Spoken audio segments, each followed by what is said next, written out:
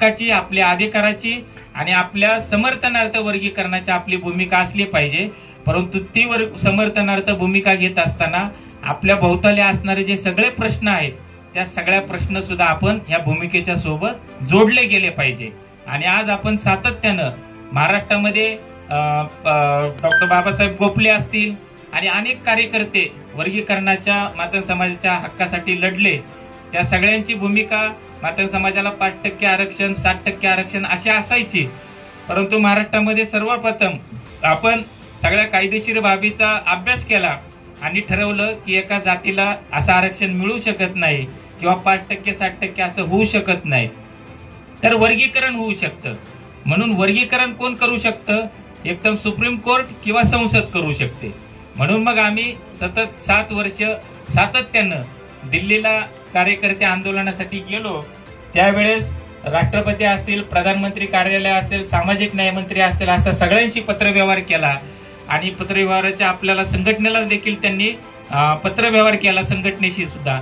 आणि ही सगळी प्रक्रिया घडत असताना महाराष्ट्रात सर्वप्रथम अनुसूचित जातीच्या आरक्षणाचं वर्गीकरण झालं पाहिजे ही भूमिका पूर्वीच्या दलित युवक आंदोलनाने घेतली आणि ती भूमिकेवरती आज संपूर्ण महाराष्ट्रभरातले लोक काम करत असताना आपल्याला दिसत आहेत। आणि ती भूमिका घेत असताना सर्व कार्यकर्ते आज या ठिकाणी 18-20 कार्यकर्ते उपस्थित आहेत। सर्व कार्यकर्त्यांनी साहेब त्यावेळेस आम्ही आर्थिक सोर्स नसायचा, अतिशय हालाकीत कष्टात, म्हणजे कधी कधी तर आम्ही विदाऊट दिल्लीला गेलोय आणि दिल्लीला विदाऊट जायचं म्हणजे जनरलच्या डब्यात जायचं आणि जनरलच्या डब्यामध्ये दिल्ली आणि बिहारचं जर परिस्थिती तुम्ही जर पाहिली तर फार म्हणजे संडासमध्ये बसून जावं लागतं, अशी परिस्थिती, आणि तिथं सुद्धा जागा नसते।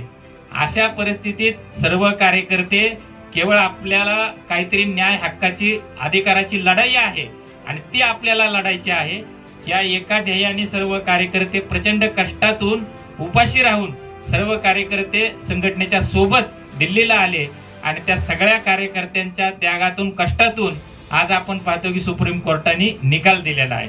तर त्या सर्व कार्यकर्त्यांचं सुद्धा जे सहकारी होते, आज त्यांचा सत्कार केला, त्या सर्व सहकारी कार्यकर्त्यांचं सुद्धा या ठिकाणी मी अभिनंदन करतो। आणि आपण सर्वजण आलात आणि अनुसूचित जातीच्या आरक्षणाचा वर्गीकरणासारखा अतिशय संवेदनशील विषय आहे, तो संवेदनशील विषय आपल्याला वेगळ्या पद्धतीने हाताळावा लागेल आणि एका मीटिंग मध्ये या सगळ्या प्रकरणांवरती चर्चा होईल अशातला भाग नाही। परंतु वेळोवेळी आपल्याला अनेक चर्चासत्र घ्यावे लागतील, अनेक मिटिंगा घ्याव्या लागतील, अनेक कार्यक्रम घ्यावे लागतील। आता दररोज मी वेगवेगळ्या ठिकाणी वेगवेगळ्या लोकांमध्ये झूम वरती मिटिंगा होत आहेत, गुगल मीट वरती मिटिंगा होत आहेत, फिजिकली मिटिंगा होत आहेत।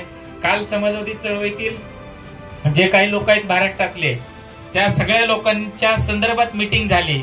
सुरेश सावंत नावाचे मुंबईचे एक अभ्यासक आहेत, ते मार्क्सवादी अभ्यासक आहेत, ते